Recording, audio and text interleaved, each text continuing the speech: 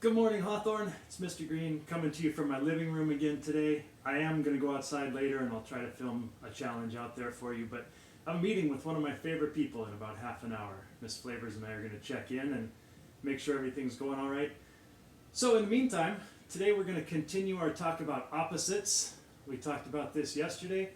Opposite, just the other side of something. So left, the opposite of left is right. The opposite of heavy would be light. And the opposite of loud is quiet. I'm sure you can think of lots and lots more, and that's something you can do to make juggling a little more challenging for you if you want to, is try to think of things that are opposites of each other while you're juggling. First things first, we're trying to make sure that everybody has the equipment that they need to do this, and so today, it's a sock, size 10.5, pretty warm sock for hiking.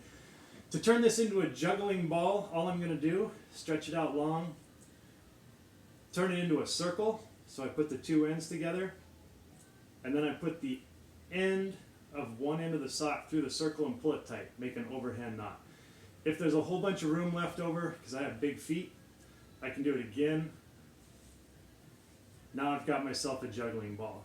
If you have little tiny feet, and your socks don't tie in knots, see if you can borrow one from someone at home, a mom, a dad, grandma, grandpa. Try to get a clean one, just personal preference, but do what you like. So your first challenge, now that you've got your juggling ball, is to go from one hand to the other. Go from your right hand to your left, or from your right hand to your opposite hand. So it looks like this. You don't have to throw it very high. The higher you throw it, the more challenging it's going to be. But when you juggle, you want to be able to keep your juggling balls close to you. If this is really easy for you, you can do this without too much challenge. And it should be shaped basically like a rainbow, from one side to the other. Try throw, clap, catch, throw, clap, catch. You can go behind your back, throw, clap, catch, throw, clap, catch. Once you've got the hang of one, start with one in each hand. I've got my dark colored sock and my light colored sock. I'm going to throw one. When it gets up to the top, I'm going to switch and throw the other one. So the dark colored sock is going to end up on this side, the opposite side. The light colored sock is also going to end up on the opposite side. So throw, throw, catch, catch. Then I do it backwards. Throw, throw, catch, catch. Throw, throw, catch, catch. This one I don't recommend trying clapping. It's going to be kind of challenging. Once you get to where you can do two pretty comfortably, you're probably ready to go to three. So I have three different colors so you can see how this works.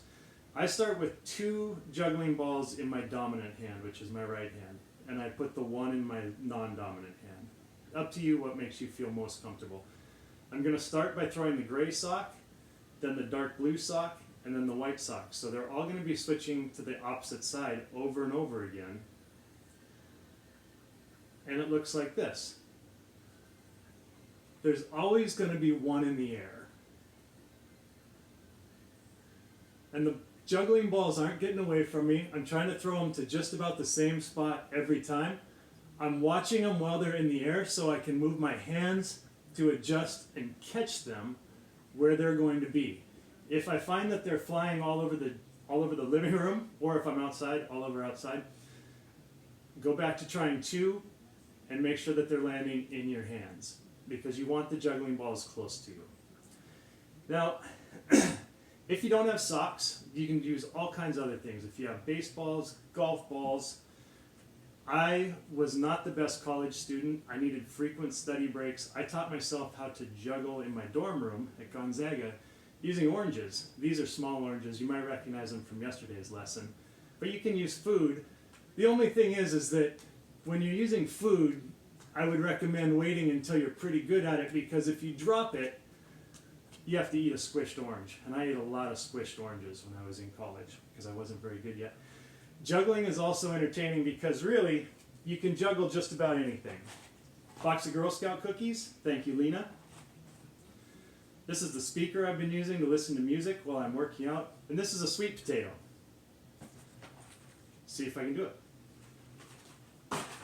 Oh, dropped the cookies, because I'm going to be eating cracked cookies. I am going to need some more practice at that. Juggling does take practice, and the last thing I want to say today is be kind to yourself. In PE, we talk a lot about kindness when it comes to being on a team with someone or competing against someone. When you are working on new skills at home, be kind to yourself. It is okay to make mistakes. It is okay to take a break, go do something else for a while and come back. I did not learn how to juggle in one day. I learned how to juggle in about 4 weeks, 5 weeks, and I'm still working on it. I can do 3 juggling balls relatively easy. Oh, these are going to be hard because they don't weigh the same thing, but I am still working on 4. I'm not going to do this because I'm going to break all the oranges. Be kind to yourself. Be kind to the people around you. Be kind to yourself, and don't worry about it if you don't get it on the first try. This is not like one of our physical activities where after 5 minutes you've completed your challenge. This is something that you can work on your whole life. And I do have friends, my friends Joe and Kevin are phenomenal jugglers. I love to go watch them juggle.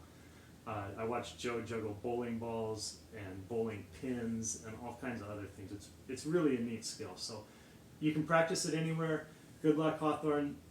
Last thing I'm going to say today is that if you want to hear Hawthorne get shouted out on KEXP, we got a really, really kind shout out from John. John in the morning is what he calls himself on the radio. His name's John Richards, and he gets up super early to get us all great music in the morning. If you go to kexp.org and listen to the online archive at about 9:25, Hawthorne gets a really, really kind shout out, and all the teachers and all the kids do. I hope you all have a great day. Good luck with your juggling. Keep it up, Hawthorne. Miss you.